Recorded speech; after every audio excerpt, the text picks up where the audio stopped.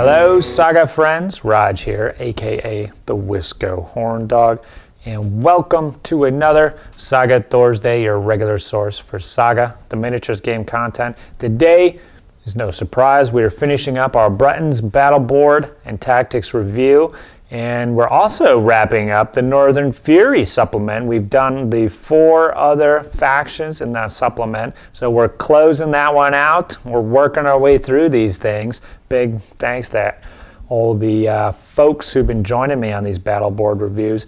So without further ado, we're going to go back to my conversation with the Silver Fox. We're about halfway through this discussion, and we're going to close it out.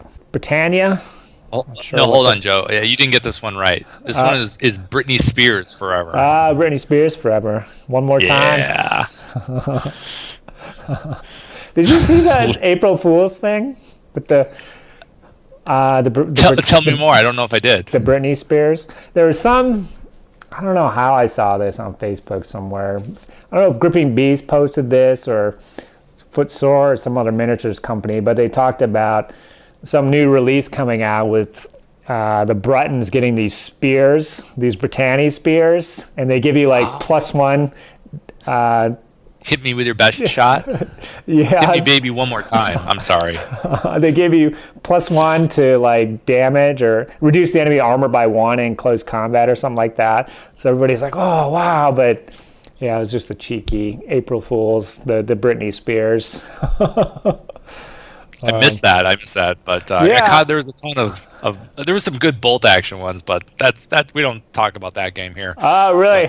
But, okay, yeah. I could see. I'm sure there's some scrums taking place in that part of France there. So cool. Well, this one is another shooting. It can be common or uncommon, whatever your flavor is. Discard this die. Reroll once any of your tack die that rolled a 1 or 2. So reroll once. That's worded kind of funny, but what I'm assuming is you can reroll all of your 1 and 2s once. Yeah. So if you have three 1s and 2s, you can't just keep going. Just keep rolling 2s and just keep rolling them. Yeah, if you just kept rolling in 1 and 2, just keep reroll. Okay, cool. That is really nice. I'm liking that one. Loving it. Probably more than these other ones here because you can just use 1 common dice. 1 common, and yeah, you get that big volley. You're like, here it comes, and then you know how it goes. You're like, roll like 8 or 10 dice, and you go, oh, seriously? Yeah. How many 2s and 1s there are? No, Britney Spears Forever. Woo! Yeah, it's basically, I found, inversely proportional to the number of Saga abilities you use. The less hits you'll get. So just never use any Saga abilities, and you're going to max out the number of hits you get through. Where more stuff you do, you're just setting yourself up for a disappointment. Right, exactly. But yeah, I'd be curious about the numbers, but that seems to me as equal or better to the previous shooting abilities. Like if you had to choose one, and it uses less valuable dice. And obviously, if you can start stacking these things, you got a little 6-pack of warriors. Use the attack, ! Double up to 6 shooting dice, and then reroll 1s and 2s. Fairly easy to get, and then they'll probably be making 4 or 5 armor saves, depending what you're shooting against. Yeah, I guess the only time you wouldn't use that is when you got the sweet. Isn't there a faction with like a 2+ cav or something like that to hit? Is there a faction where you can hit guys on 2+ against shooting? I cannot think of that. But I guess don't combo that with the strong rain, where you could hit them on a 2+. That'd be the only time you wouldn't want to do that. Britney Forever. But you're right. If I only had dice for 2 abilities, like 2 extra dice, and I had a common and uncommon, attack and Brittany Forever. Those seem like the money makers. Okay, yeah. The other two kind of just sway it a pip in one direction, where this is, you're adding a boatload more to begin with, or you're re-rolling, 2 pips worth, if you want to think about it that way. So, cool. Yeah, I'm thinking probably every turn you got that little baby lined up, would you say? Pretty much every turn. Okay, I like it. Yeah. Okay, do you want to do the next one down there? What do we got? Yes, the Shadow of Death. Sounds like a gladiator from Spartacus. But dude, I was just thinking of that. So hey, look, with this one you can use any of your dice. Shooting. Any of them will work here, and this is a shooting ability. And with it, you discard half of your attack dice your unit generates, and you decrease the armor of the target by 2. Huh. So decent.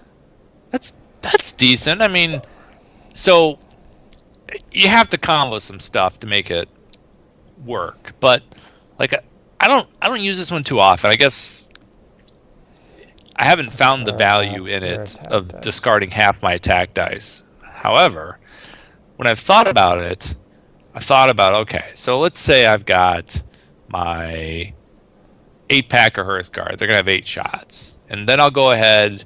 First, I'll play this to go from 8 to 4. But then I'll play attack, and I'll throw that's what I was 3 thinking. back on. You got to do it that sequential. You don't want to do it the other way and lose. Maybe the math turns out the same, I guess. But this is the way I think about it. And then, and then if you combo something like, Brittany Forever, so you make them count better if you miss, and then heck, even then Lady Mary on top of that to make their saves awful. Yeah, I mean, you can kill some stuff. You can definitely kill some stuff. It's gonna be that one hit wonder phase where you got one where we obey to move these guys up, and then I'm gonna use all these. Cool. Yeah, I think this one's good. A couple things. So I think this is the one ability that probably doesn't really favor the big Hearthguard strategy, because you're really going, if you're going to go from 12 to 6, that's a pretty big difference. But I guess 6 dice is still something decent. This is probably something you'd have to actually do it a couple times in a game, and then you would, we can talk about it, but once you're actually rolling the dice, you could probably know for sure whether it's a real good deal or not. But I do like on what you're trying to kill. Okay. Too with it. Yeah. So this kind of to me is like the Warlord killer there. Yeah. Exactly. Yeah. Or the Hearthguard killer. Yeah. I think of it as this is what takes out the big mean armored targets. Mm-hmm. Yeah, going from 5 to a 3 or 6 to a 4. And you can strong rain easily get that down to a 3 or Hearthguard on 2s. But yeah, I like this one. I think it favors kind of the smaller warrior units, and you can just use attack basically to almost cancel it out. Yeah. And so you're getting that decreased armor by 2 for free. Wow, yeah, a lot of shooting options here. I'm liking these last 3 here are pretty good. The strong rain, Lady Mary, decent. But yeah, these ones are obviously better. But okay, cool. I'm liking that one. So do you use this one frequently, or? I haven't used it a lot, and I don't really have any real justification for not using it. In fact, I think it was because when I think of it in terms of using it with the 8-pack or Hearthguard I typically run, and I just didn't know if throwing away 4 attacks was really worth it. But now that we've talked it through some, I see your point of the small pack of warriors and getting them to cancel it out with attack. Yeah, that makes a lot more sense to me. Mm-hmm. I mean, because you can just use a comment on this one. So Yeah. Even if you're going from like 4 shots to 2, depending what you're going against, that might be worth it. Yeah. This kind of feels like one that you'd have to play and use it a few times in a game to really determine if the math is going to work out for you or when it would. But I'm thinking definitely if I get a shot at the Warlord, I'm definitely going to try to make that happen. Yeah, if you can catch him out where he doesn't have his bodyguard or the wound catchers. Those little cronies. So, Okay, excellent. Well, going on the last one here, the Devil's Dance. Ooh, So, nice. I'm looking at these things. It looks to me, it's a shooting reaction, so it's a rare or uncommon, and it looks like they're kind of suspiciously far apart. Like maybe it used to be in the play testing, it was going to be a both of them ability. Yeah, you're right. And graphically, right before they're putting it out. One of the last touches they made, they're like, you know what? It's not that great. Why don't we make an either or?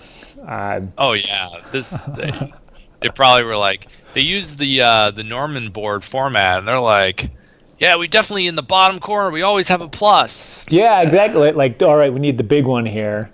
And any of them, they always have a big plus in the bottom right, and then they went, yeah, maybe it's not that great. We couldn't come up with an ability commensurate with the power. So, okay, to actually get into it, it's a shooting reaction. All attack dice of the shooting unit that rolled 5 or 6. So this is when you're getting shot at. Right. Correct. So if they hit you on a 5 or 6, after whatever re-rolls, they're just completely discarded. So that's pretty good. They'll be hitting you on 3s or 4s normally. So you'll be blocking half to 2/3 of the shots coming at you, depending on what's going on there. Yeah, you're absolutely right. I'm thinking it does actually feel like maybe it should be something plus something. Not probably the uncommon plus the rare. Maybe like this feels like a common plus uncommon kind of ability. So they probably actually gave it for them cheaper than it should. I mean, 5s and 6s to discard. That.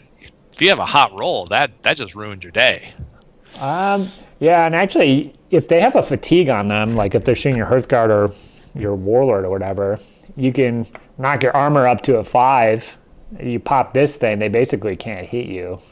If I'm understanding the order of everything correctly. So this is a shooting reaction. So this would go first before the fatigue, but it doesn't matter because it would knock you up to a 5. So yeah, okay, yeah, that's pretty good for uncommon, rare.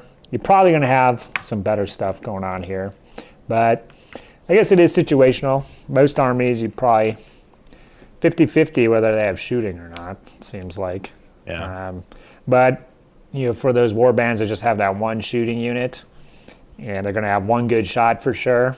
This one you can definitely absorb that first one, and then you can kind of, if they go again, you can start using their own fatigues to weaken it up, or just let them stack up, whichever strategy you prefer there.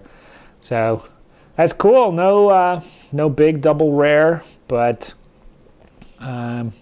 okay, yeah, I can definitely see how you want some helmets here. That's better than needing dragons, that's for sure. Yeah, it's better than dragons. Yeah. The only one you actually need a rare is that Saint Cato, and I don't know. Do you? If you have the rare, will you look to that one to use it first? I don't know. It doesn't. No, I look to the activation pool to burn it for more dice, maybe roll some more uncommons. Okay. Yeah, I mean, I'm not seeing the immediate benefit there that the other abilities are bringing. It's too long term. I need them dice and them hits now. Yeah. So, okay, cool. That is nice. So Yeah, Welsh turned out to be more movement, terrain type stuff. Dad, this is definitely getting the shooting action going on, and I'm liking this stuff here. I think the abilities are good, but then you're definitely weak in melee, and you're real weak. You're using the javelins, and so they're not composite bows, the way that you think of the steppe tribes. So if you go in and leave, you're getting like one shot, because when you go in, you'll shoot, but then when you leave, you do it at the end, so you won't be getting that second shot the way that the composite bows would. So if you're just getting that one volley, potentially, you do need some abilities to really make it worth the danger that you're putting yourself in if you're either leaving them there or using more dice to run off. So, okay, so when you're building your warband, so we talked, obviously I didn't really see any reason for using levies. Foot sloggers, maybe if you want to put some guys in a building or rough ground, but I don't really see that you need to go in, because you can still touch them with the shooting, so you don't actually have to engage the way that some people do. I think these shooting abilities can help overcome any cover bonuses that they would get. What do you have to say? Yeah, I was going to say, like when we've talked about other boards in the past, if a lot of building your warband is making sure that you're putting units in that are going to get usage out of these abilities that you have on your board, So foot sloggers, they've got basically, they don't have javelins unless they're levy, but whatever. I mean, levy who are in javelin range are just guys who are going to die next turn. Yeah. So I'm just, I just don't see. So because backward is melee, but that's only if you're you're mounted. That doesn't work if you're on foot. Yeah, I don't think any fights in melee, but that's does a shooting, which you don't have any shooting. So I just can't see a real reason to have guys on foot. None of these would work except the Devil's Dance if they're shooting your warriors on foot, which they never would, because the better targets are the mounted guys. Yeah. So, you can't even use the combat pool to buff them up. There's really nothing going on for those foot sloggers. So we're talking mounted dudes. So more horse flesh. Yeah, got to max out. So I'm kind of leaning towards Hearthguards just to minimize that horse flesh count, because those warrior packs add up pretty quickly. Yeah. If you do indulge in those, but obviously probably some kind of mix here is best. This isn't one of those boards that have warrior or Hearthguard, different effects. It just works the same for everybody. So it seems like it would come down more to preference. What do you find that works best for you? I've been going back and forth between either 3 points Hearthguard, 3 points Warriors, or 2 points Hearthguard, 4 points Warriors. I find when I do 2 and 4, I end up with Warriors who probably just sit there and don't do a lot. Big packs of Warriors. I mean, when you have so many big packs of Warriors on horse, it just seems to me like it gets a little unwieldy. It depends on your terrain and it depends on which warband you're facing in the scenario. But I mean, with these abilities and the speed you have, you can essentially, if you're a little patient, you can get your dudes. You could surround the enemy warband with guys, and then with all in directions, you can be flying this way and that way, and be really hard to catch. But if you want to have the efficiency, I do like the 3 points of Hearthguard in the big 12 pack. Put a banner in there for its abilities. Mm-hmm. And I mean, that thing can roll up and put a herd on dudes and then roll away, and it's hard to catch. And even if it fights, so like what I've found happens is you can roll up, you can do your abilities, shoot up a unit, deplete it, and then when you do in all directions, you get back there 12 inches. So when they've said, all right, well, after 2 or 3 turns of having that happen, I gotta do something. I gotta do something. I can't hide in the woods because you're gonna lady marry me. I gotta do something, man. And so then they come across and they're like double or triple move to get you.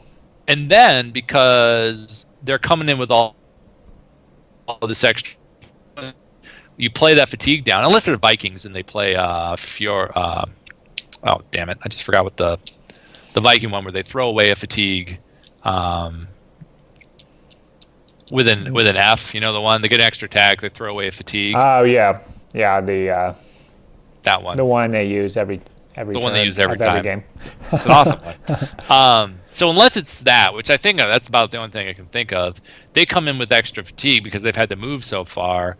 Well, then the fatigue equals out the playing field of the fact that you're easier to hit in melee. You use their fatigue to make you harder or make them easier. You've balanced it out. Now you can actually have more of a straight up fight. Mm-hmm. Yeah, that's a really good point. Unless you want to be a really big jerk and then do backwards to bail out again, just because it's funny.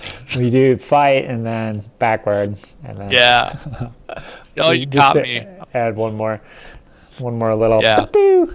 So cool. Yeah. Definitely.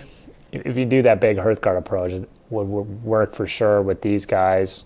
I think a lot better than I keep drawing comparisons to the Welsh, but the Welsh just have that one shooting ability where, this one has at least 4 or 5, depending on the merit of each. But so you can really do some damage for sure with your shooting, where the Welsh don't really have that extra oomph to really kind of make it decisive the way that, this is going to, a couple turns of this is going to decide the game for sure. This shooting board is more like the Irish, when we talk about shooting abilities that really stack and punch in the face. Mm-hmm. Or kick you in the nads. Yeah. So, okay, so how does this play in the kind of capture the ground type ones? I can't think of the name. With the 3 terrain pieces. Yeah, do you Sacred have Ground. trouble with Sacred Ground? It depends on the approach. It seems like most of the time Sacred Ground, like around here, we play a lot of the Adepticon style of Sacred Ground, of the escalating points. Just building up, yeah. Yeah. And usually the middle ground is open ground. Mm-hmm. So the big hill. It actually works pretty good. Like you can, the piece of terrain that's nearest you, which depending on your opponent might never be contested. You just put some warriors in there. They took fatigue when they went in, but they're just gonna sit in there and just count points. Mm-hmm. And then the rest of your army's contesting the middle ground, and then you get one unit go over to the other side where they park units in there, and you just shoot them and Lady Mary them. So they're like, it's not safe in here either. Mm-hmm. Yeah. So it plays okay. Like I brought up before, I think one of the harder scenarios is the only points in melee. But even then, there's some tricks here you can do. Just you're not going to get huge melee points, but if you're patient, you can get them at the right time and then rack them up and get out of there. I think Bretons. I think the reason, like in our Saga scene, we don't see a ton of them, is that they're maybe not the warband that makes you a lot of friends. They just don't. 2-foot sloggers, people love a good, snogger knocker kind of fight, and we're not going to fight a lot. I mean, the Breton player can control the whole game if they want. Mm-hmm. Yeah, I can definitely see that with just all directions. I mean, you don't need anything else just to really stick it to you. So, okay, cool. I think that is a pretty good analysis. So if you're playing against the Bretons, I guess what sort of advice would you give? Buy your opponent a beer. Get some beers in him and hope he makes some mistakes. Okay. I don't know. It depends what you got. Yeah. Yeah, I think it really is matchup dependent. Depending what you have, it could be, if they don't want to let you have anything, it can be tough. I can see trying to make something happen. But okay, cool. These guys look pretty good. Did you have you played any games since Adepticon with these guys, or how are you feeling about just in general gameplay and stuff? I know you have a lot of other war bands. How are these guys going to fit into your rotation, do you think? Is it fun for you to play them? Yeah. I've liked them. I've liked the challenge of playing the scenarios that don't favor, just a kill point scenario, I think favors them completely. So that's not really that interesting to me to play. So I like the harder scenarios just to see how they turn out, and looking for the harder matchups for them. I've got plans probably to take them to the tournament in the cities here at the Renegade. I'm still thinking about what I'm going to take. Oh, cool. But I'm considering taking these guys just to give me the motivation to. I got a few things I want to finish with the war band, and I just need a deadline to motivate. So. Oh yeah, always the tournament motivation. Well, or an event, like there's Saga Storm in September, so yeah, but same sort of category. Yeah, need that little extra fire under the boots. Yeah.